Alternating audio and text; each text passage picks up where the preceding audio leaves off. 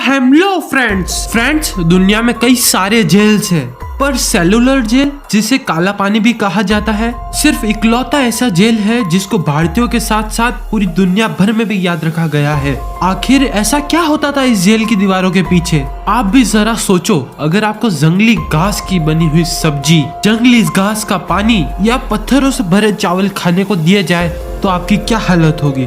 ये वहाँ के प्रिजनर्स के लिए रोजाना का खाना था। पर सवाल यह उठता है कि लोग वहाँ पर रोजाना यह सब सहन कैसे कर रहे हैं। आफ्टर ऑल वो सब लोग तो फ्रीडम फाइटर्स थे, उन्हें लड़ना और तरकीबें लगाना बखूबी आता था। वो सब लोग वहाँ से भाग सकते थे, पर उन सब लोगों ने वहाँ से भागने के विषय के बारे में भी नहीं सोचा। वो सब जानने के लिए आपको देखना पड़ेगा हमारा आज का वीडियो, काला पानी की सजा। तो फ्रेंड्स, वीडियो स्टार्ट होने से पहले आप हमारे चैनल को सब्सक्राइब कर बेल आइकन को दबा दीजिएगा। पुराने जमाने में ऐसा माना जाता था कि जो भी आदमी अपने जमीन से दूर जाता था वह अछूत हो जाता था। उसे अपने धर्म, जाति और समाज से बेदखल कर दिया जाता था। जैसा कि हमें पता है, सेलुलर जेल अंडमान निकोबार के कैपिटल सिटी पोर्टलैंड के तट पर है।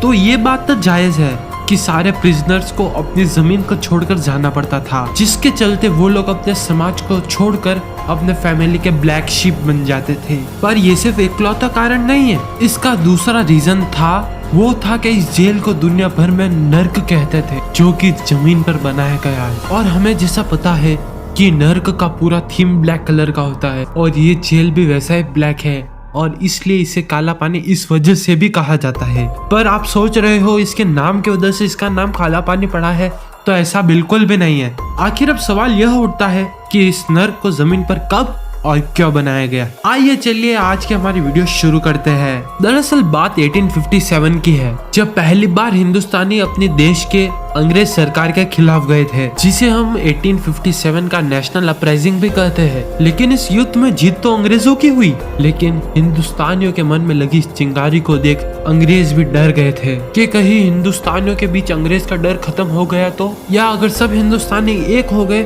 तो इन अंग्रेजों का रहना मुश्किल कर देंगे। तो ऐसे बड़े पैमाने में कोई क्रांति ना हो, इसके लिए उन्होंने एक ऐसी जेल बनाई जो लोगों के मन में डर बैठा दे और साथ ही साथ भारत से दूर हो। इसी तरह खोज में उन्हें अंडमान आइलैंड मिला, और जो भी फिर बाद में अंग्रेजों के खिलाफ आवाज उठा था, उन्हें अंडमान निकोबार आइलैंड में वाइपर जेल में भेज दिया जाता था, और वहाँ उनसे पत्थर तोड़वाए जाते थे। पर जैसे जैसे इतिहास के पन्ने फेरने लगे, वैसे वैसे आजादी की लड़ाइयाँ बढ़ने लगी, जिसके चलते आइलैंड पर कैदियों की गिनती बढ़ने लगी। और फिर अगस्त 1892 में चार्ल्स व्हीलेल ने एक प्रस्ताव रखा कि उन्हें एक ऐसी जेल बनानी है जो लोगों के दिलों में सोए हुए डर को वापस जगा दे, क्योंकि यह बात तो सच थी कि हिंदुस्तानी को वाइपर जेल का और जाति से बेदखल करने का कोई खौफ नहीं है। और फिर चार्ल्स और A.S. लेथब्रिज ने वहाँ के जेल सिस्टम को देखने के लिए पोर्टलैंड पहुँच गए, और अब उन्होंने सुझाव दिया सेलुलर जेल बनाने का, जहां उन्होंने इस प्लान को दो तरीकों से बनाया। First, spoke of the wheel, कोई कैदी वहां से भाग ना जाए और कंफ्यूज हो जाएगा कि जाना किधर है।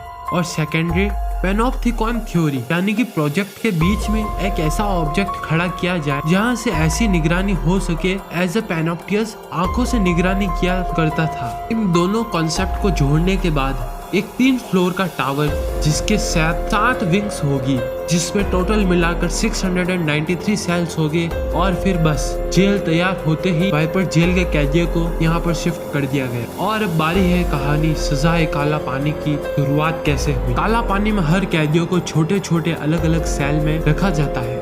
इसकी साइज 4.5 इंटू 2.7 मीटर की होती है। उन सेल्स में कैदियों को बस 2 छोटे छोटे मटके दिए जाते थे, एक पानी से भरा हुआ और दूसरा उन्हें टॉयलेट के रूप में यूज करना पड़ता था। उन मटकों की साइज इतनी छोटी होती थी कि कैदियों ने उसको यूज करने से अच्छा फ्लोर को यूज करना समझा। दिल तो तब खौल उठता तब कैदियों को पता चला कि उन्हें जमीन पर ही पूप करना है, और उन्हें उस पूप के पास ही सोना है, और उसी पूप के बाजू में खाना खाना है। इस अनहाइजीनिक कंडीशन के कारण कई कैदियों की जान भी चली जाती। और दूसरी चीज, जहाँ लोगों की जान सबसे ज्यादा जाती थी वह था यहाँ का ऑयल माइनिंग। जो लोग ऑयल माइनिंग करते थे उनका पहनावा देखा जाए तो उन्हें बस अपने ढक सके उतने ही कपड़े होते थे और हाथ में हथकड़ियां बांध वे पूरे दिन एक चक्की को घुमाते रहते थे और उसके प्रेशर से कोकोनट को स्क्वीज कर ऑयल निकाला जाता था। उनको डेली का टारगेट 30 पाउंड्स ऑफ ऑयल का दिया जाता था जो कि नेक्स्ट टू इम्पॉसिबल होता था। और दूसरा नेक्स्ट टू इम्पॉसिबल टारगेट होता था वो था नारियल के भूसे से फैब्रिक अलग करना। और यह काम मोस्टली फ्रीडम फाइटर्स को दिया जाता था क्योंकि अंग्रेज उन्हें जताना चाहते थे कि वह उस लकड़ी से वार कर सिर्फ नारियल को नहीं तोड़ रहे, अपने आजादी के सपने को भी तोड़ रहे हैं। और जब उनसे 20 नारियल से फैब्रिक निकालने का टारगेट पूरा नहीं होता था तो उन्हें उनके सेल्स की जगह बाहर दीवारों पर लटकाया जाता था। इसके अलावा जेल में जो दूसरा काम कराया जाता था वह था कारपेट मेकिंग, रोप मेकिंग, टॉवेल्स का बुनना, सिसल के पेड़ से फैब्रिक को अलग करना, गार्डनिंग, जेल की सफाई करना, पत्थर तोड़ना, ऐसे कई काम। अगर किसी से कोई काम ना हो पाए तब वह काम तो स्लो कर रहा है उसे चाबुक से खूब पीटा जाता था। आई नो सुनते ही रोंगटे खड़े हो जाते हैं पर ट्रस्ट मी, मेरी मानो यह तो कुछ भी नहीं था क्योंकि असली टॉर्चर था वहाँ का खाना। पूरे दिन जानवरों की भांति काम कराकर अंग्रेज सरकार उन्हें खाना भी जानवरों वाला ही देती थी। और मैंने ये सिर्फ कहने के लिए नहीं कहा है, खाने में जंगली घास का पानी और पत्थरों से भरे हुए चावल दिए जाते थे। जी हाँ, जंगली घास, जिसके चलते कई कैदियों ने वह खाना खाकर दम तोड़ दिया। पर क्या हो रहे इन अत्याचारों पर कभी किसी ने आवाज नहीं उठाई? यस, आवाज तो उठाई गई थी। इनफैक्ट 12 मार्च 1933 में भगत सिंह ने बटुकेश्वर दत्त के कहने पर सभी कैदियों ने हंगर स्ट्राइक चालू करी। उनकी बस 2 ही मांग थी कि अंग्रेज सरकार उन्हें प्रॉपर टॉयलेट और अच्छा खाना दे, पर शायद वह यह नहीं जानते कि उनकी वो स्ट्राइक उनके मौत का कारण बनेगी। शुरुआत के 45 दिन में अंग्रेज सरकार ने उनके भूखे रहने पर कोई ध्यान नहीं दिया और जैसे ही 45 दिन हुए के बाद कुछ ब्रिटिश ऑफिसर्स आए और उनके साथ जो हुआ उसकी कल्पना करने के बाद आपके रातों की नींद उड़ सकती है। वह पत्थर दिल ऑफिसर्स ने उन्हें मार डाला और डॉक्टर ने बताया उनके इस प्रोसेस से सरदार महावीर सिंह मोहन, किशोर नामदार और मोहित मोहित्रा शहीद हो गए क्योंकि फोर्स फीडिंग के कारण वह जूस उनके लंग्स में जा चुका था जिसके कारण उन्हें निमोनिया हो गया। तो फिर बटुकेश्वर दत्त ने हंगर स्ट्राइक को खत्म करने ही सही समझा। पर सवाल अभी यह उठता है जो पहले इंट्रो में थे कि क्यों इन फ्रीडम फाइटर्स ने यहाँ यह सब सहना सही समझा जबकि वह लड़कर या कुछ तरकीब लगाकर वहां से बाहर निकल सकते थे। वेल, ऐसा तो नहीं है कि यहाँ से भागने की कभी किसी ने कोई कोशिश नहीं की। सन 1866 में जब 238 प्रिजनर्स ने एक साथ यहाँ से भागने का प्लान बनाया पर वे सब बीच समुद्र में ही अंग्रेज सरकार द्वारा पकड़े गए और 87 लोगों को ब्रिटिशर्स ने फांसी दे दी, जिसे देख कभी किसी ने यहाँ से भागने की कोशिश नहीं की। और ऐसे ही कई टॉर्चर्स इंडिया ने 1942 के वर्कर्स वॉर तक सहे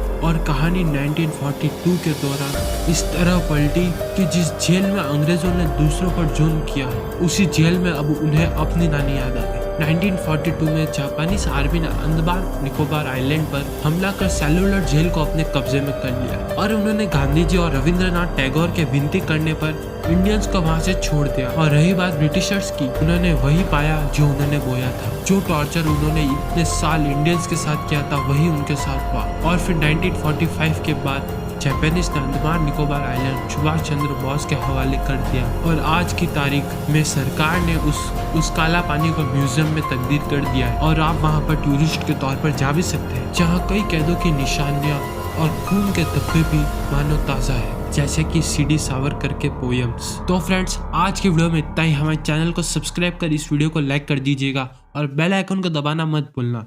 शुक्रिया।